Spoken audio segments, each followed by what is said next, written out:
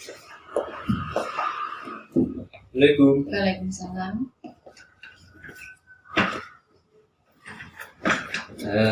Maaf Bu mengganggu. Ini saya dari Jalan Penggerak mendapat tugas untuk mewawancarai kepala sekolah berkenaan dengan materi pengambilan keputusan berbasis nilai kebajikan sebagai pemimpin. Ya. Nah, sebelumnya mungkin Bu Budi bisa menyampaikan atau memperkenalkan nama, kerja dan lama sebagai kepala sekolah. Ya, saya nama Budati, menjadi kepala sekolah SD Negeri 2 ini hampir 2 tahun. Hampir 2 tahun. Ya. Berkenaan dengan selama 2 tahun ini tentunya Bu Budi mendapatkan atau mendapati beberapa masalah atau kasus-kasus yang terjadi di sekolah. Bagaimana Bu Budi dapat mengidentifikasi kasus-kasus yang merupakan dilema etika ataupun kesulitan moral?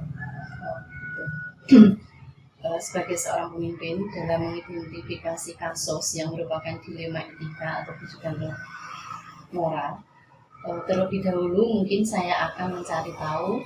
Mencari tahu ini adalah bukan hanya satu pihak, tapi dari beberapa pihak.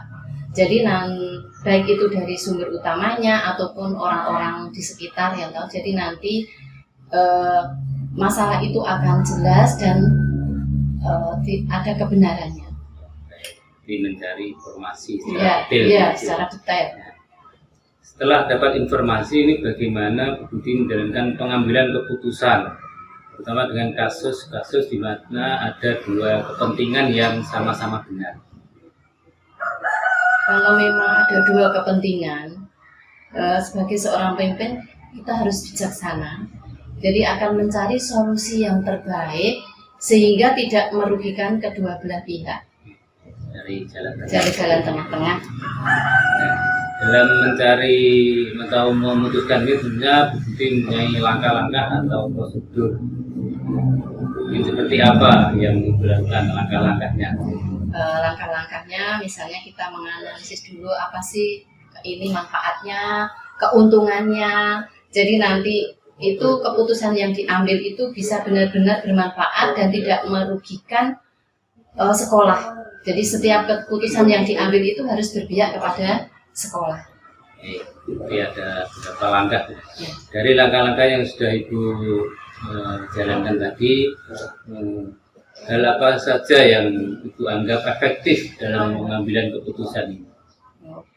Yang efektif ya yang jelas kita itu berdiskusi dengan Bapak Ibu Dewan Guru atau pihak-pihak yang terkait, misalnya komite, wali murid.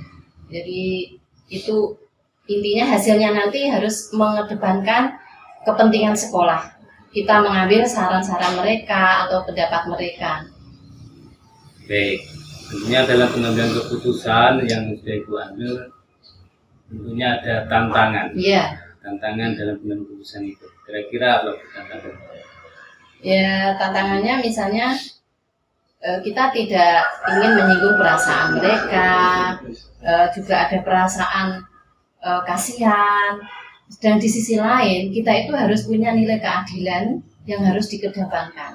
Jadi kita harus menjaga jangan sampai ada yang merasa tidak tersakiti lah, ya. Tantangannya ya. Nah, dalam pengambilan sebuah keputusan ini biasanya langsung Ibu tangani atau memiliki jadwal-jadwal khusus atau dibuat prosedur penyelesaiannya? Ini tergantung masalahnya ya. Kalau memang mendesak, terus berapa besar pengaruh terhadap lembaga yang saya pimpin, mungkin kita memerlukan waktu dan pihak-pihak lain yang terlibat, maka saya membuat jadwal waktu tertentu. Jadi tergantung situasi dan kondisi masalah yang dihadapi. Ya. Nah, kira-kira ada nggak faktor yang mempermudah mungkin dari seorang atau trik-trik yang membantu itu untuk mengambil keputusan?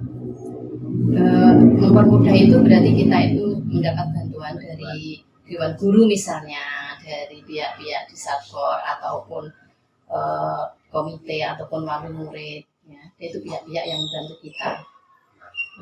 Iya, ada yang membantu Bu, ya. Iya.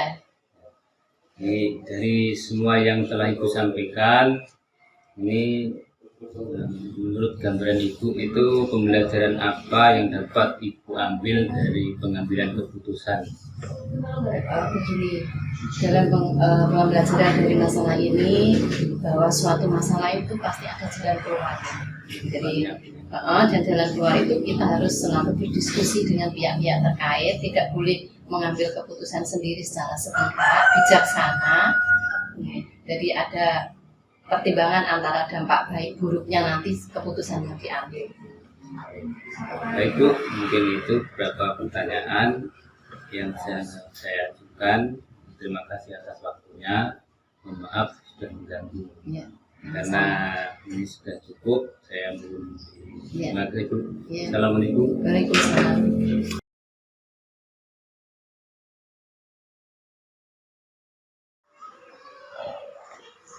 Assalamualaikum. Salam. Monggo Pak Nur. Mohon maaf Bu, dari Guru Tenggara, kami Guru Tenggara bertugas untuk mewawancarai Bu Samurti terkait tentang pengambilan keputusan kasus penyidikan oleh Menteri. Sebelumnya bagi data mungkin Bu Samurti bisa menyampaikan data diri, nama sekolah dan masa kerja. Ya. Saya Samurti SPD SD, unit kerja SD Negeri 3 Grogol. Jabatan saya kepala sekolah. Masa kerja saya 1 tahun di SD Negeri 3 Grogol. Baru sekitar 1 tahun. Ya. Nah, dalam kurun waktu 1 tahun ini tentunya banyak ada permasalahan, mungkin kasus yang Ibu hadapi di sekolah. Bisa Ibu identifikasi kira-kira gimana kasus-kasus ini bisa dijadikan sebagai pembina kita atau pendidikan moral. Ya, tentu saja di suatu tempat kita bekerja, kasus yang namanya dilema etika pasti ada, atau pendidikan moral juga pasti ada. Tidak ketinggalan juga di sini sering juga ada kasus dilema etika. Ada dilema moral juga ada. Nah, ini bagaimana Bu Samurti dalam pengambilan keputusan. Artinya Ibu Samurti menemukan kasus di mana ada dua kepentingan yang sama-sama mengambil kebenaran. Ya, terlebih dahulu saya akan mencari tahu melalui beberapa pihak, baik dari sumber utama ataupun orang-orang di sekitar. Mencari informasi itu. Mencari informasi kebenaran dari kasus tersebut. Dalam mencari informasi ini tentunya Bu Samurti mempunyai langkah-langkah. Saya kira langkah-langkah apa yang ditempuh?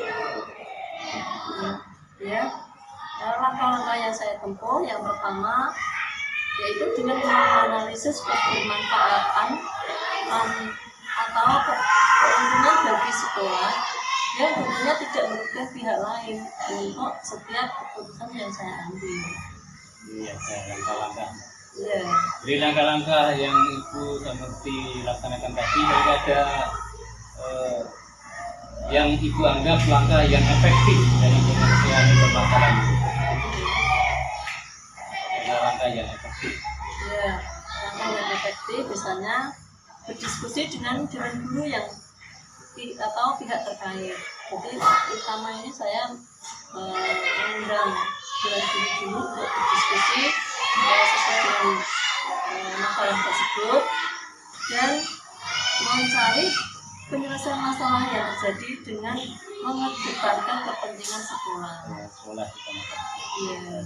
Dari langkah-langkah yang Ibu tempuh tadi, tentunya ada tantangan. Tantangan dalam pengambilan keputusan. Kira apa itu tantangan? Ya, tantangannya itu misalnya ya dari kalau saya sebelum mengambil keputusan itu ada rasa kasihan terutama untuk dalam mengambil keputusan. Ini tantangannya adalah rasa kasihan, itu yang pertama. Dari tantangan itu.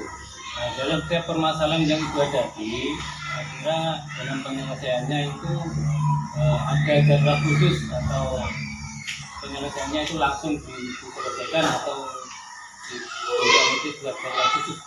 Kalau itu begini, tergantung seberapa mendesaknya dari kasus tersebut, besar kecilnya pengaruh terhadap lembaga yang saya pimpin ini, yang saya kelola ini.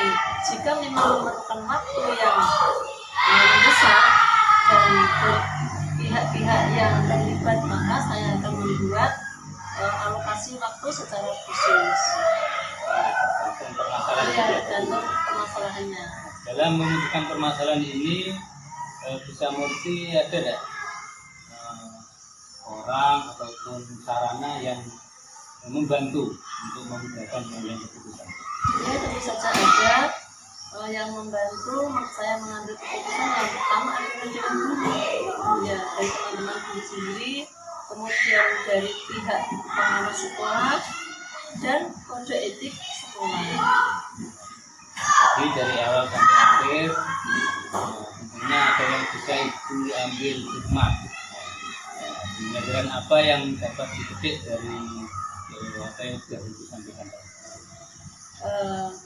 Dalam permasalahan tadi, sesuai dari inti permasalahan, semua persoalan bisa dicari jalan keluarnya. Jadi kalau kita ada suatu masalah yang berupa dilema etika ataupun kebijakan moral, maka semua permasalahan itu pasti ada jalan keluarnya jika kita diskusikan bersama dan mengacu pada aturan yang berlaku dan mempertimbangkan dampak baik buruk, di mana dampak buruk yang paling minimal yang kita ambil. Iya. Baik, mungkin itu beberapa pertanyaan yang kita wawancarai di Bupati. Terima kasih atas waktunya. Terima kasih sudah cukup. Saya menghubungi Bu. Terima kasih Bu. Ya, terima kasih Pak Dul. Semoga bermanfaat ya.